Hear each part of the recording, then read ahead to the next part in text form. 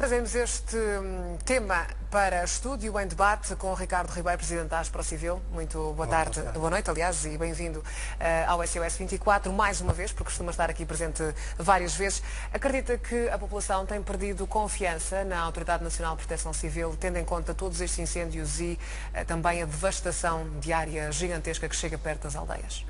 É assim, o envolvimento do setor da proteção civil e da própria instituição no combate político que tem existido não é saudável para uma questão de Estado como a segurança coletiva das pessoas. Mas o que interessa neste aspecto é analisar factos.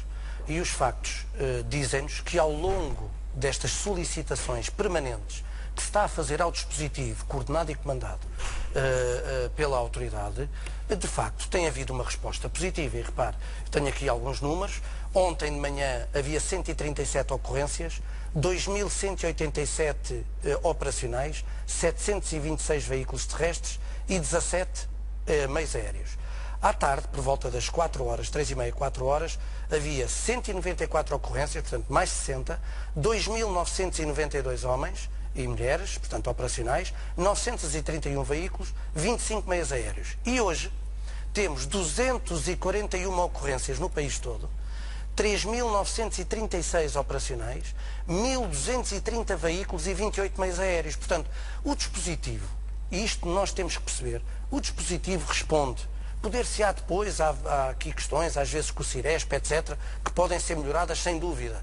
Alguns aspectos da coordenação que podem ser sempre melhorados sem dúvida. Isto são teatros de operações muito complexos. Agora, a verdade é que do ponto de vista da resposta às necessidades de segurança da população, o dispositivo, que é informado do ponto de vista da coordenação e da mobilização pela autoridade, tem respondido em termos quantitativos e até em termos qualitativos. Portanto, não há razão nenhuma para haver este problema de Estado de a população não se sentir protegida do ponto de vista destes acontecimentos, obviamente. Mas tem havido, aliás, a quem acusa a Autoridade Nacional de Proteção Civil de descoordenação e de estar a coordenar tudo a partir de Carnaxide. Como é que vê esta situação? Olha, eu acho que isso até do ponto de vista do comandamento, isso não pode ser, porque do ponto de vista da marcha das operações, todos os teatros de operações têm um COS, um comandante de operações de socorro.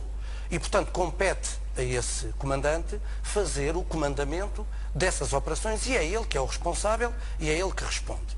Eu acho que há aí alguma confusão entre a questão da comunicação oficial e o comandamento das operações. Uma coisa é quando nós queremos saber informações sobre os teatros de operações e as ocorrências. E aí, de facto, isso está centralizado, na minha opinião, bem, porque é para ver se deixamos de ter informações contraditórias e muitas vezes sem veracidade ou com veracidade parcial, e outra coisa é o comandamento direto das operações. Portanto, isso não é verdade. O comandamento é feito no posto de comando e no veículo de comando e comunicações que está na zona dos vários teatros de operações, e é através dessa pessoa, que pode ser da autoridade ou não, que está a fazer o comandamento, que vêm as ordens e que vem a gestão de toda a marcha das operações, aliás, nos termos regulamentares e nos termos da lei. Estamos a falar de, pelos números que eu tenho tido acesso, 10 vezes mais de ar ardido desde este início de ano. Como é que se pode justificar estes números, estando nós apenas ainda em julho, não tendo chegado ao mês mais quente que será agosto? Essa é que é uma questão que importa, de facto, ver com algum cuidado, na medida em que, quando nós verificamos que temos este dispositivo na rua, em trabalhos, e repare, quando eu estou a falar que está aqui 3.936 homens, na prática nós temos, se calhar, 1.000 e tal a irem para cima e outros 1.000 e tal a virem para baixo. Portanto, a irem para os teatros de operações, para serem rendidos, se calhar isto atira para números superiores a 6.000 operacionais mobilizados para o teatro de operações. Quando nós temos esta realidade, com este número de meios aéreos, meios terrestres, o combate, não é possível pedir mais ao dispositivo. Ainda para mais, como não é só hoje, isto é dia sim, dia não, nós temos este problema sempre em crescendo. Portanto, de uma vez por todas, nós temos que olhar para as questões da prevenção. Repare, Carolina, volto a dizer isto, e não me vou cansar. Castanheira de Pera e Pedrógão Grande não têm aprovados os planos municipais de defesa da floresta contra incêndios. Como é que isto se justifica? E não tem o plano operacional municipal que fazia a operacionalização de toda esta problemática. E que faz toda a diferença. E que faz toda a diferença do ponto de vista da gestão das faixas de combustível, que faz toda a diferença do ponto de vista da prevenção, tirar carga, a limpeza das bermas, do fiscalizar essa própria necessidade de fazer a gestão dos combustíveis. Mas uma vez que está muitas das vezes em terreno, o quão importante são todas estas ações que poderiam ter sido feitas e não foram? Ou seja, uma grande parte das pessoas que não têm acesso, como vocês, que também é bombeiro profissional e também o sabe, esta diferença de retirar algumas ervas daninhas do local faz muita diferença em terreno quando vocês estão a combater o fogo. É isto que, no fundo, ateia grande parte dos fogos? Eu sou comandante do Corpo de Bombeiros voluntário, voluntário. Mas repare, qual é a grande diferença para os telespectadores perceberem? Se eu tiver feito a limpeza da gestão da faixa de combustível numa estrada, eu tenho 10 metros para um lado, 10 metros para o outro e mais a estrada, a separar duas áreas verdes, ou seja, duas matas, duas florestas, o que for, ok? E logo aí tenho uma primeira vantagem, tenho uma área de contenção onde eu posso vir esperar, fazer ataque indireto, vir esperar o incêndio, fazer ataque direto ou ataque indireto, ok?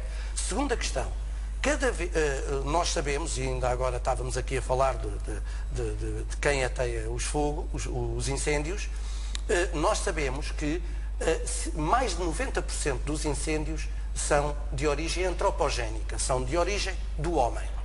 A esmagadora maioria por negligência e uma parte por fogo posto, propositado. Pronto. Mas qualquer dos dois é crime. Ora, se nós sabemos que a maioria é negligência e uma das razões que as ignições acontecem é junto às vias, onde há mobilidade humana, quando eu não faço a gestão dessa faixa de combustível, aumento a possibilidade de haver ignições. Portanto, faixas de combustível junto à estrada diminuem as ignições. Depois, quando eu faço a compartimentação da floresta, em que eu defino onde estão os pontos de água, os aceiros, os acessos, toda a envolvência que tem que dar apoio à estrutura de combate que se houver um incêndio na zona vai necessitar, eu tenho mais mobilidade e mais capacidade. E por último, se eu retirar a limpeza da mata, retiro carga térmica logo. Menos ignições, menos intensidade no incêndio e mais possibilidade de mobilidade dos meios de combate. Muito rapidamente, como é que se desenvolve em termos operacionais este teatro de operações? É assim, estes teatros de operações, cada um tem as suas variáveis, mas eu direi que há sempre o alerta, um primeiro COS, portanto, agora estamos na fase Charlie. Na fase Charlie, quando há um alerta de incêndio, é feita a triangulação para o ataque inicial e na triangulação leva 3 veículos e por vezes um meio aéreo. Depois a seguir, à medida que vão sendo necessários mais meios, vai-se invocando o princípio da subsidiariedade, passamos para o nível municipal, depois para o nível distrital e, no caso da Sartã, para o nível nacional. E isto determina uma grande complexidade de gestão de meios, por exemplo, logísticos, operacionais, que de facto, por vezes, geram alguma dificuldade. E daí esta dificuldade nestes últimos tempos. Ricardo, muitíssimo obrigada pela sua presença hoje aqui neste SOS 24. Vamos avançar no nosso programa.